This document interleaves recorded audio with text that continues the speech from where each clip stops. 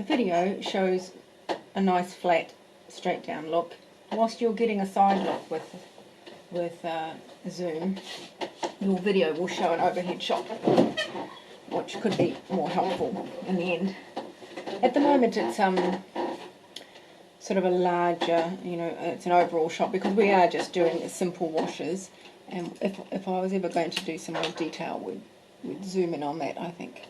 So let's do some.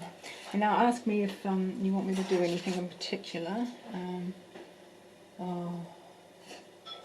I could go over to this side. Now don't be scared. So this is a painting that I was doing on different paper that I've never used before, and I just found it, and I started painting on it, and it looks, I mean, it's okay, but it's not as crisp as I want. The paper isn't as crisp as I want, so it doesn't behave like my paper that I normally use, which is Fabrino. So I stopped it. So I'm going to use it as test. So let's start with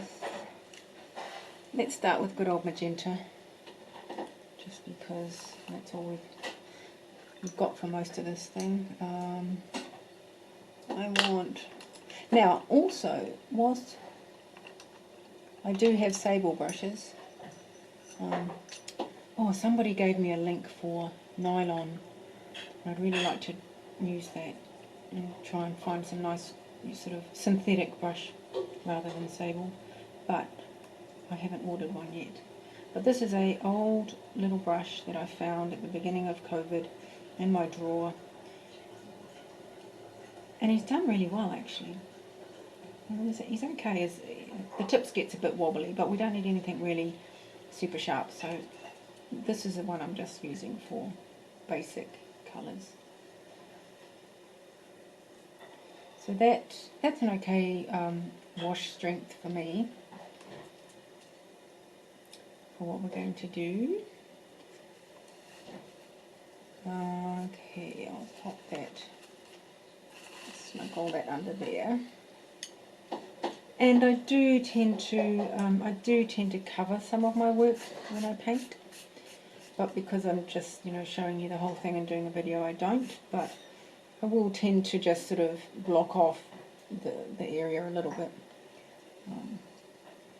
So let's see. And this is always the beginning of the painting, of any painting session I do. I just kind of look and see what it is I feel I can do to warm up, when you haven't sort of put a brush to paper and it's your first session for the day, as it were. I just warm up nicely in some way that I feel I can't make too many mistakes ultimately. It won't be too bad. I thought it was just me always scared to try and paint. Yay! No, it's not. You kind of think, where can I start and I'm not going to make mistakes? Yeah, we're not going to be too. Well, it's not going to be too bad. Yeah, I think that too. Or just where do I feel inclined to paint? Like where, when you sort of what looks exciting or what looks like I can handle it. Yeah. Because sometimes I'm not quite sure how I'm going to get to what I want to get to. So if I haven't decided how I'm going to paint something, I'll start at a part where I know what to do, which sounds a bit cryptic. There you go. Okay, so this one, so I'm going to start here. So it looks like quite a bit of we put a bit of blue over a magenta there by the look of it, and did have a little bit of warmer yellow go through there at the end to give us our nice sort of glow effect. So I'm just, actually, yeah. So I'm sort of just looking at a combination, a couple of different photos. One is my main photo that I'm looking at, and then I often just pick out one that is zoomed in on that area wherever I'm focusing on, because there's always more detail. For instance, in my main photo, this doesn't have as much detail as one of the other photos I've got, so I'll just open that and work from both. Sometimes the angles are slightly different, but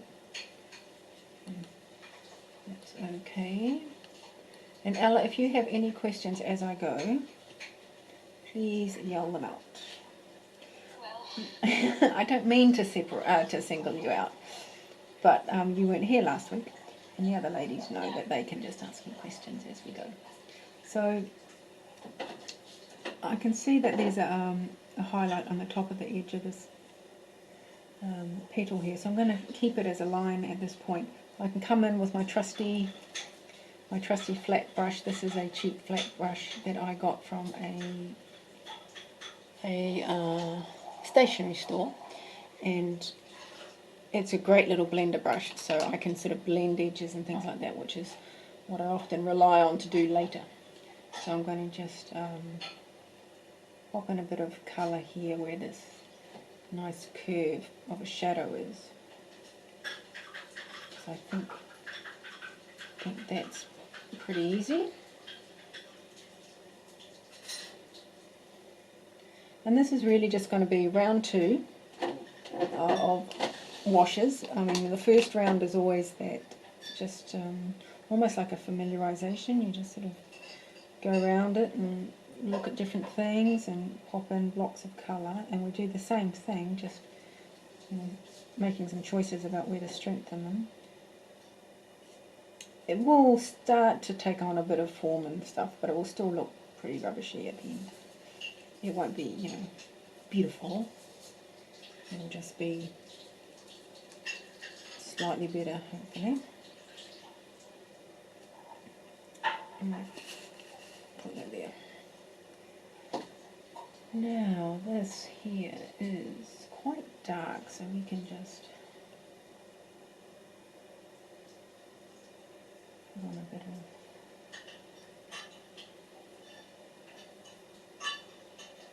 now this is like, I have done 2 other painting sessions last month, and we're coming to the end of one just in this week. And so I'm feeling a bit repetitive. So if I am, it's because I've forgotten. I have told you already, So I might end up saying things that I've said before, because I'm not sure if it's this group I've said it to or another.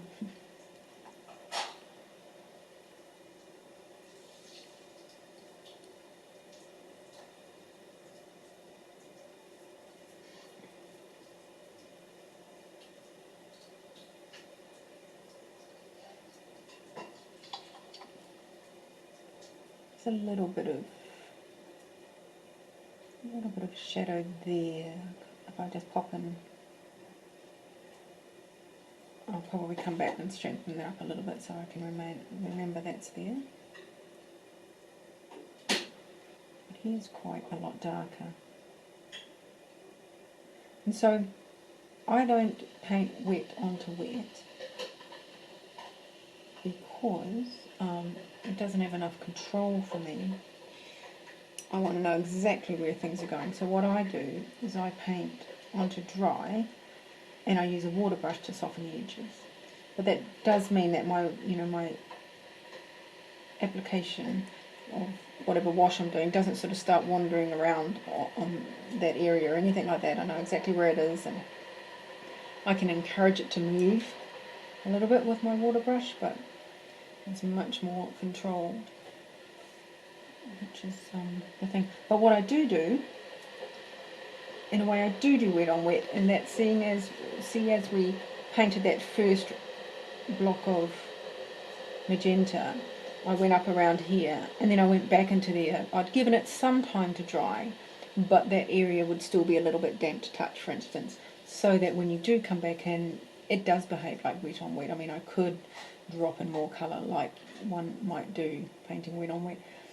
So I kind of use that to my advantage, in that, sometimes you want to put something on there and you don't want it to be too grabby. You want it to sort of softly sort of melt into the paper, and that's when I might do that kind of thing, where I don't let it dry completely where I've been working, and I'll go back in and work some more into it.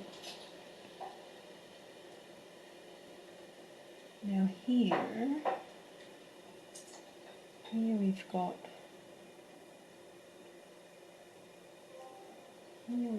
some really nice shadow that I know we're going to paint over it and things, but I do tend to build up my shadows first, rather than,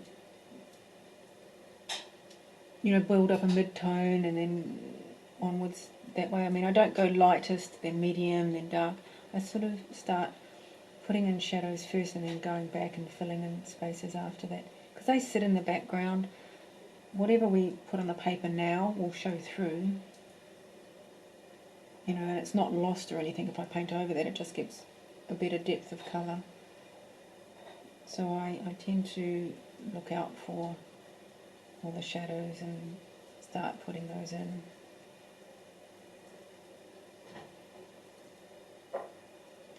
Obviously not as dark as they will end up being, but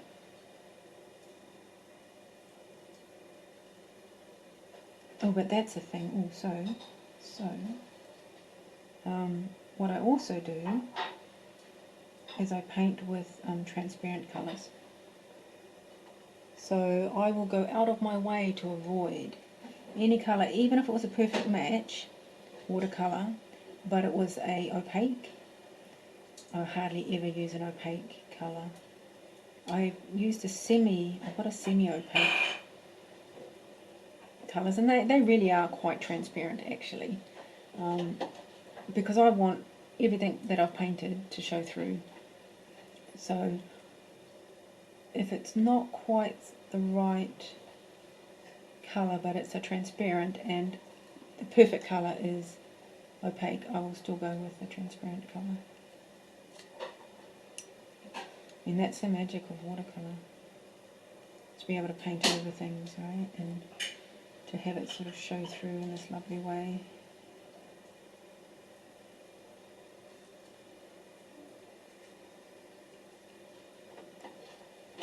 So you can start seeing that there are kind of little details there that it's starting to come through.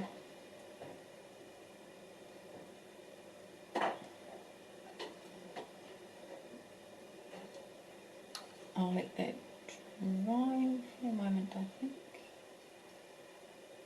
Actually, I'll just see those lines I was talking about, how because I know it's a little bit damp, this is when I might go in and just pop in a couple of lines, because I know the lines will sort of be soft and won't be too grabby on the paper, because it already is a little damp. So that's why I sort of can do that. And they sort of blend themselves almost.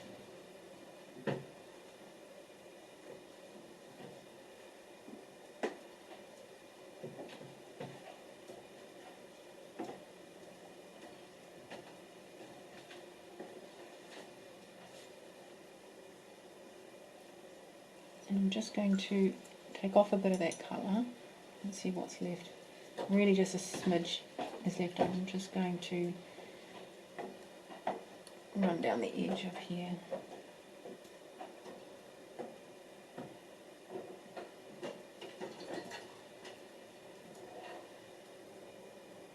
There we go.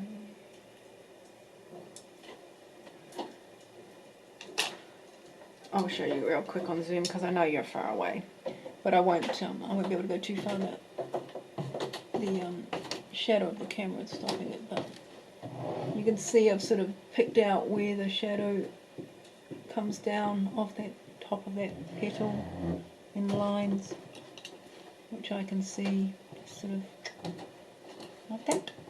And Denise, you're still using your blue cobalt, deep blue? No, I'm doing all magenta at this point.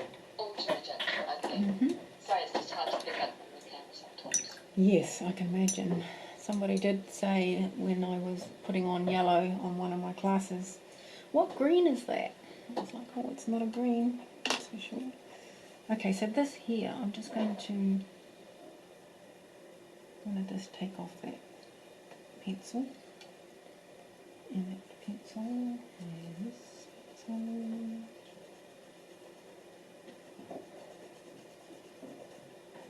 I think I know where I'm going mostly.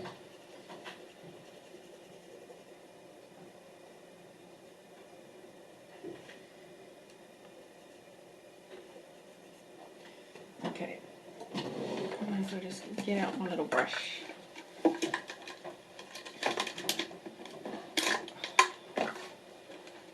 Oh, this is how I travel with my tube. My brushes go in here, just out of, you know. If you guys ever needed to go travelling, what I do is this is a little ruler. I don't need the ruler, but what it does do is I attach all my brushes sort of to the ruler so that they stay put, and they stay below this edge. And then if I put them in there, the top can only be hit by the ruler, and it doesn't, you know, destroy any of your tips of your brushes. Just randomly, that's that. Because I always lose those little plastic things that go on them. Of course, some of you probably don't move around quite as much as I do. Right, let's see. I'm going to soften that edge, so I'm just going to quickly run down it with that flat brush.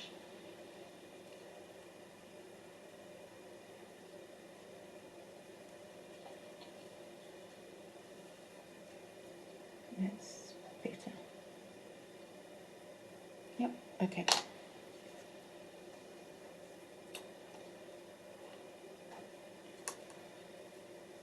So still in magenta.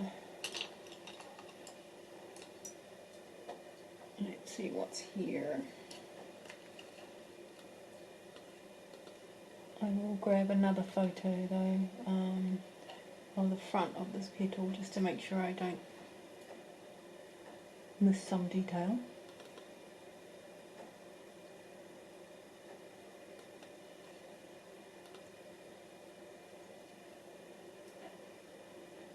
Okay, I'm just going to start down the bottom because that's one of the photos I opened up, and it shows where the graduation from pink to white goes. So we'll do that. There's just some nice lines that sort of flow into the white. See, so that brush, I mean, I tend not to, like I said in the beginning, use a fine brush even if I need a fine line.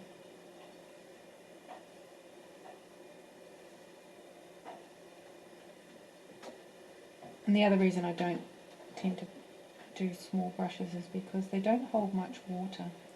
So you're constantly having to go back and forth, and you literally just can do sort of like one stroke and then you need to refill it, as it were. And when you use a brush with a really fine tip, but it's bigger, it holds more, and so you can do more painting with it before you need to go back into your little supply.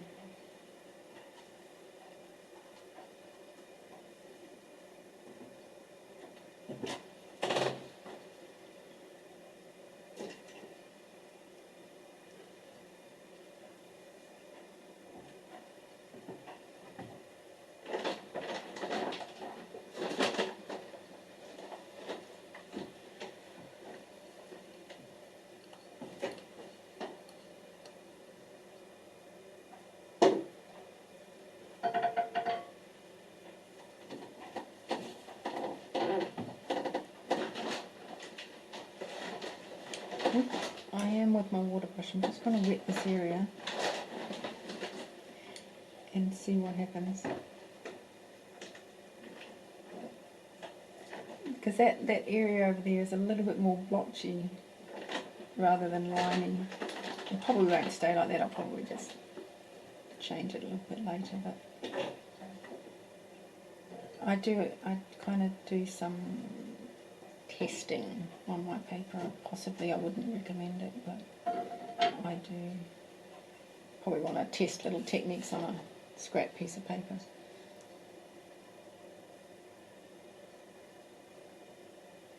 That's my impatience, I think, probably. You know, I'll just hurry up and do something.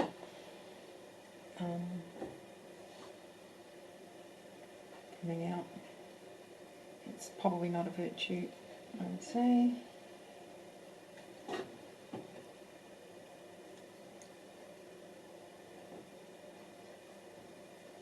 I just want that to, with my water brush, I'm sort of just adding water now to that area of this petal, and some of the pink will just sort of gradually make its way over there and just lighten, colour it somewhat, but it won't colour it much, I just want the really soft little graduation of colour. And there's a highlight that's right here. It's a little bit darker here on this side of this petal, but so we want to make sure we keep that edge there. It kind of kicks up a little. Otherwise I think we can pop in some more colour along here.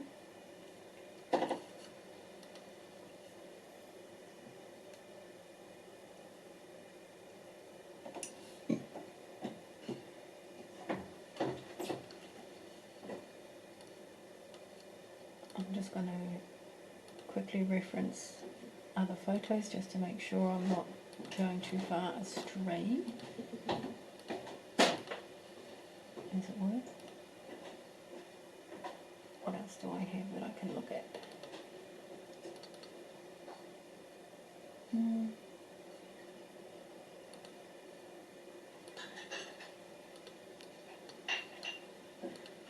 I take lots of photos, but in the end I probably only use about 4 or 5 photos out of a whole session, that I really focus on.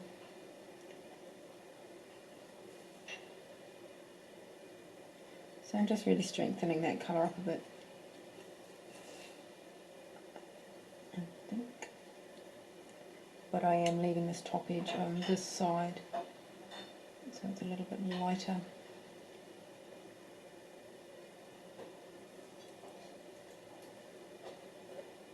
And what else might I do? Just bring it down there.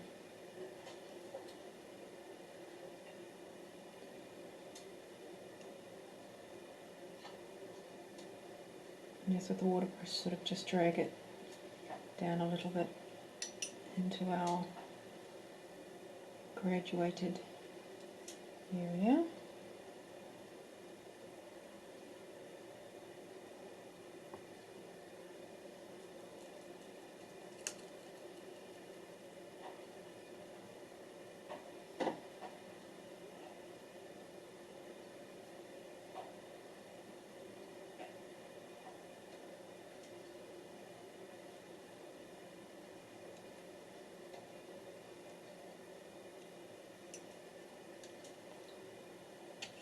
Right, that's that.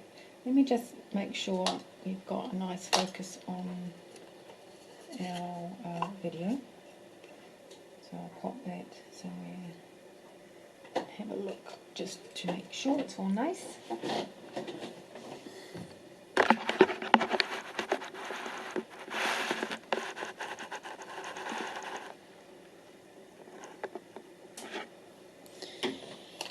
Yep, that's good. You can see my business card. It's always good for things. Actually, it's not my business card. It's just our personal card, John and myself.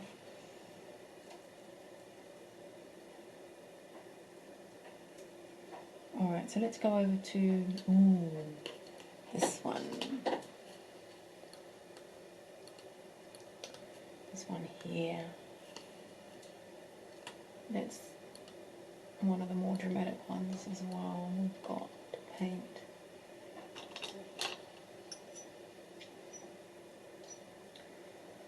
Okay. So let's pop in that right there. Go up into our dark because we've had a nice shadow in there that we put in.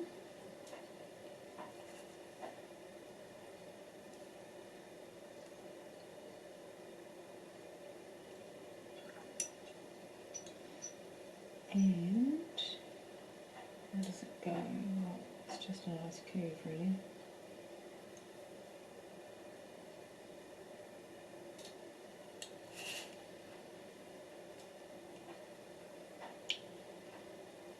I'm going to just do water on that top edge here because I want it to be a softer point in our curve. If you look at the photo, and I'll just drag it up rather than paint into it at the moment. comes down and around. And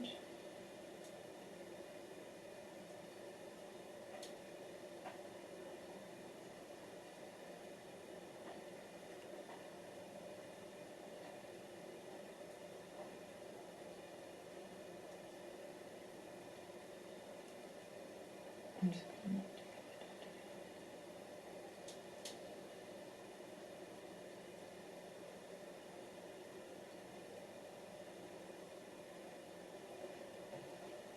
I'm going to make sure I leave a highlight at the top edge here.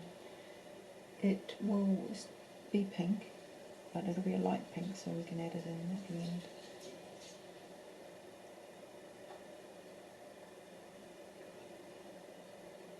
And now, because that's damp down the bottom area, that's why I'm coming back in, and I'm just going to do just a little bit more colour, but not all the way down.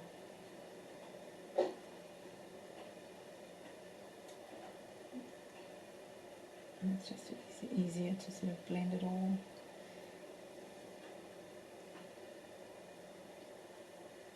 And nice little bit through here.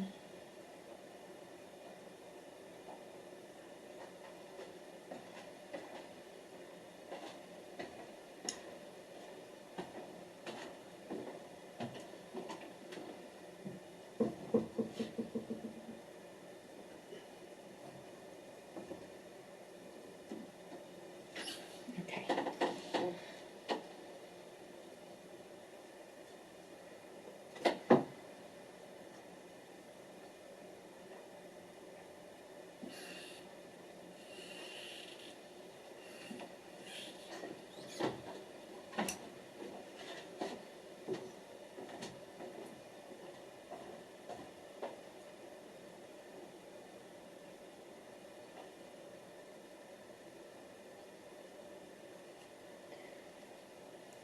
So, let's see what else happens here. So it comes out there a little bit.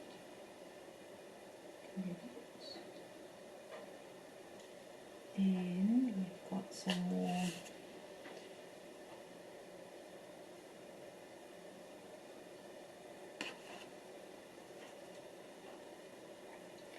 it's sort of quite a reasonable strength now, the magenta.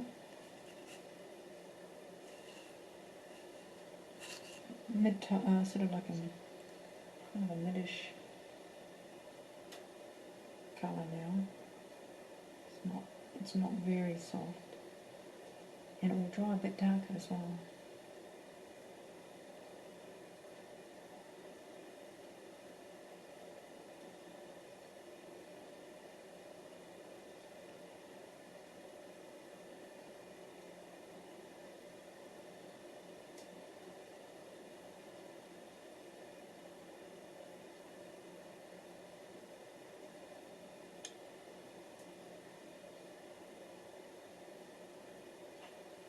So with my water brush, I'm just kind of encouraging